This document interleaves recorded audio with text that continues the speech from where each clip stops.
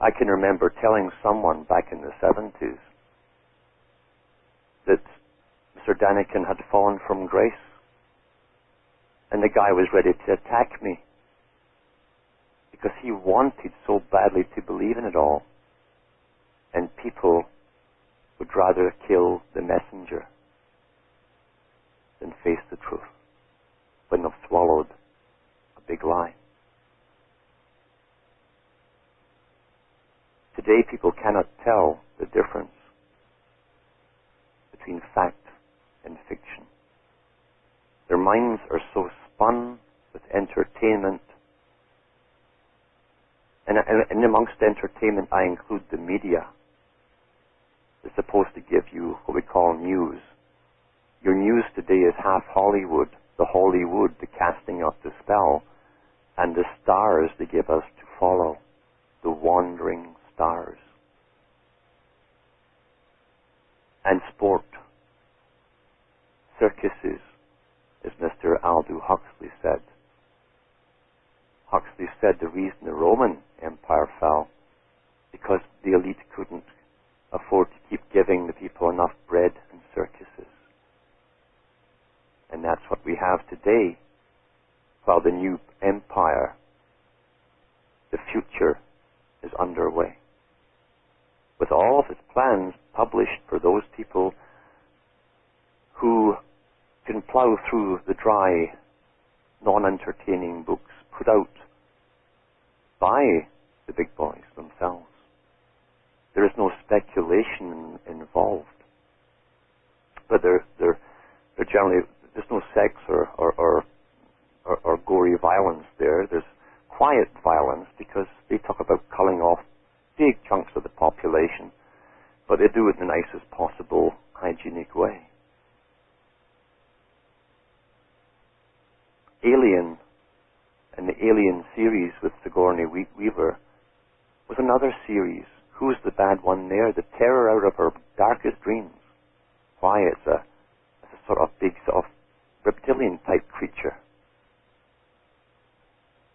Boy, I wonder where these ideas come from. Anunnaki.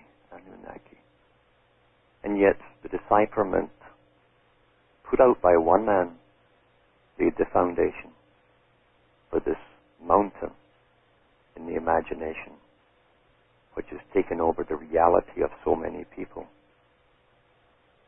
As the skies are being sprayed with chemicals every day, they're asking, are the Anunnaki doing this? That's what they're asking. Anu, even in Egyptian, in an Egyptian Book of the Dead, is the spirit of the object or the door, the guide that takes them through the underworld. Always was, always will be.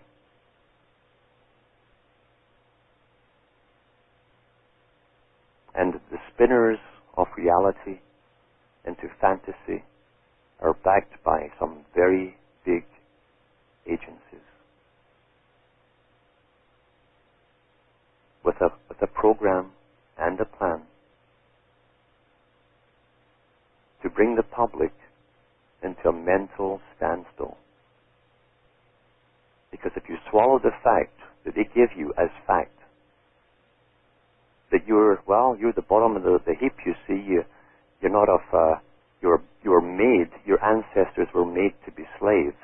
If you swallow that, psychological warfare has put you under. The purpose of psychological warfare is to destroy a potential enemy before anything happens. That's the purpose of it. And if you believe that your ancestors were created by a bunch of walking crocodiles,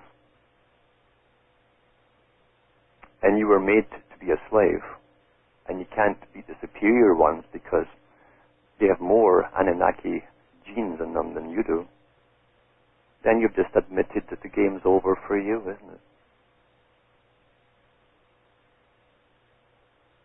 And those people who are following all of this are the first ones to condemn and poo-poo all orthodox religions. And yet here they are, devouring this stuff as eagerly as any novice monk of the Middle Ages devoured the stuff that was dished out to him.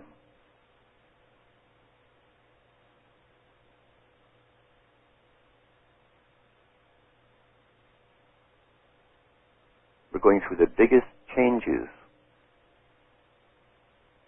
that have happened, as Brzezinski said, since the beginning of the Industrial Revolution.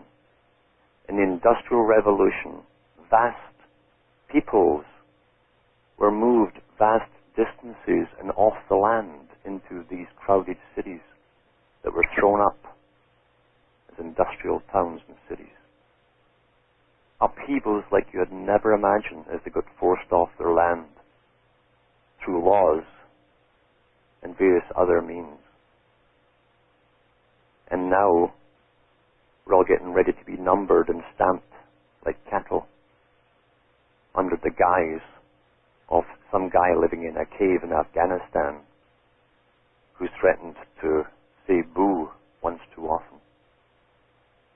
And we're going through this as a reality, and people are chasing walking crocodiles in their imagination.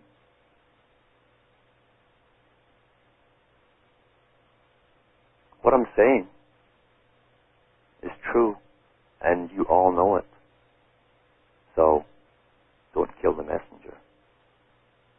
Think about it. And one day, when it's your turn, when you're asked, what did you do with your life? And when you're asked, did you know what was happening? And you say, yeah. And what did you do? Nothing. Why should any creator or anything else that you want to believe in, why would it allow you to go on into anything else? Why?